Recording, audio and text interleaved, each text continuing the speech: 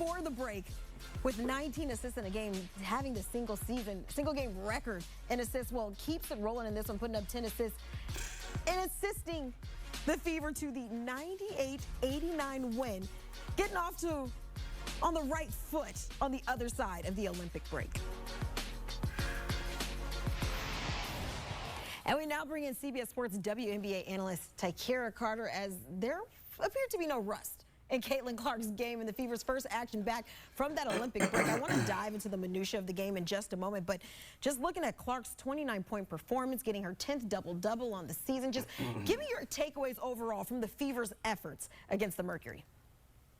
I'm impressed. that was the first thing that I thought when I watched this game, because of their resilience. They were up by 28 points, and they could have folded in that third quarter when the Mercury, they fought back and they took a lead, and the young Indiana Fever squad was like, no, we're not doing that. We're going to continue to fight. We're going to find a way to win. And understanding the nuances of the game. It's a game of runs. So they're like, you know, we went on our run, understood that Phoenix was going to have theirs, but it was all about the response.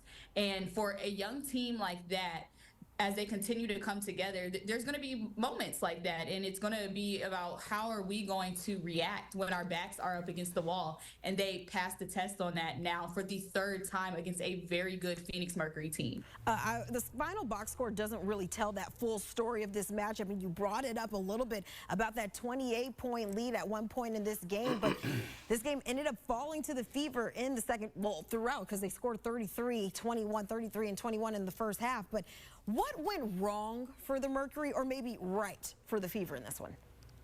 So I would say what went wrong for the Mercury is the fact of the matter is they made adjustments, in my opinion, just a tad too late. When the Phoenix Mercury were pushing the ball in transition, it didn't click that at some point we got to stop them, right? They just let them go on their run, and by that time you're down by 28 points. And as a team that's a little bit more seasoned, as they alluded to in the broadcast, and you're coming off of a back-to-back, it's really hard to stop the bleeding in that sense. So I feel as though the Phoenix Mercury, they did try to make an adjustment by going to a zone, and Indiana struggled a little bit with it, but I think they should have did that a little earlier in the game. You pick up Clark full court. As soon as she touches the ball, you got to guard her 94 feet because she's looking to push and pass and dish it off to her teammates. So I feel as though the Indiana Fever, what they did right was they saw that Indiana, or Phoenix, if you will, they cannot beat us in a foot race. Let's get this ball down the court and let's go. They're looking more and more comfortable as a team,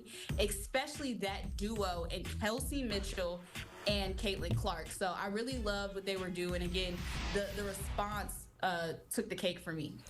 Prior to tip-off, you and I talked about how important this game is for both the Mercury and Fever, being 3 games apart from one another in the standings. The Fever now inching a game closer, now within 2 games. But where do you see these 2 teams come regular season's end?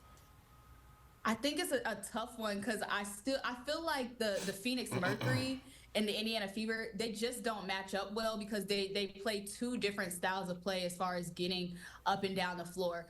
But Indiana, they were able to get 2 games ahead of the Chicago Sky, which I think is most important, anything to try to stay out of that 8th and bottom spot so you don't have to get a number 1 seed or a 2 seed. So I honestly think if Indiana can keep up this momentum and they can continue to gel and mesh as a squad, they could finish anywhere as high as 5 or 6, seeing if the Las Vegas Aces continue to rise as well. And then I think the Phoenix Mercury, it just depends on what team decides to show up. And then also looking at the bottom of the totem pole as well, the Atlanta Dream, they're creeping up there too. So I think it's a little too early to say where they can finish, but I honestly think that Indiana is in the process of rising and they can continue to rise.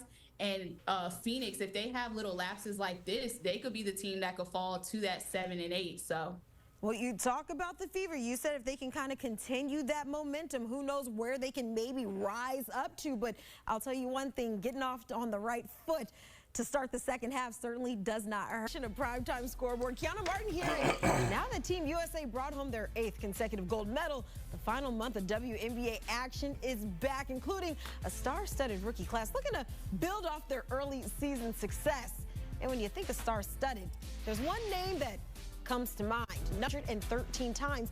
That's just 13 shy of breaking Tisha Penicheiro's record of 225 assists. And with 14 games to go, she's, well, on pace to surpass that mark. Wow. And so we now welcome in CBS Sports WNBA. So look, man, we're going to stop that right there. Look, as far as the game goes, I've been saying it all week. The Fever are going to handle business.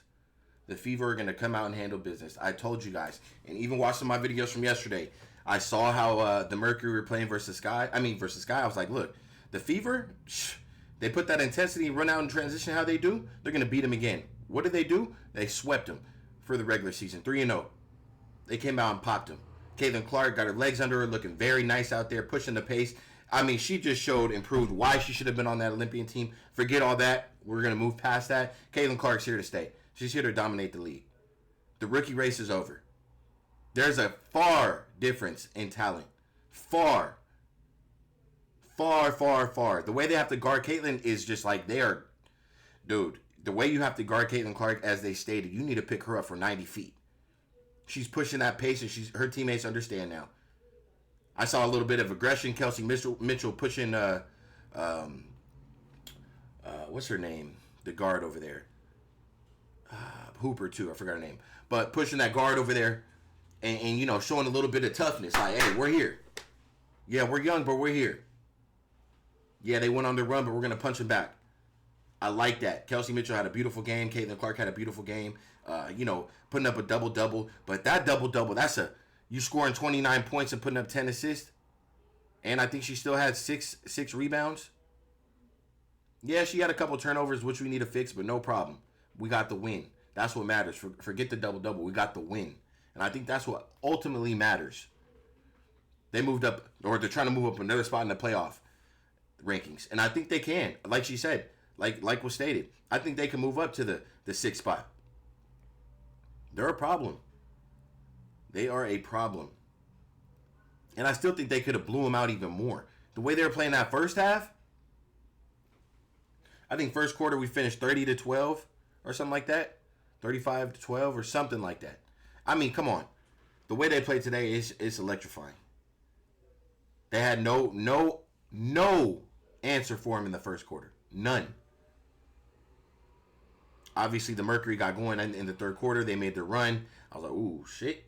They was just up like 22 points. Now they're right there. But, Fever. And then, you know what? Chrissy Sides, had Caitlin Clark on the bench with Aaliyah Boston. I just didn't know what she was doing. Like, why was Clark on the bench so much? As soon as she got back in the game, there was more of an offensive presence as far as, like, controlled offense. She came in and got a quick 4 points and controlled the game. Slowed the game down. So I'm going to leave that one right there. I got a lot of content to get to, man. Shout out to the Fever. Like I told you, it showed who was in the lab putting in that work during this break. They came out on fire, and they look like they could play with anybody in the league. So shout out to them. I'm going to get to more content. Look, if you guys have not, make sure you guys sub up to game day. I'll catch you guys on the next one. We're out.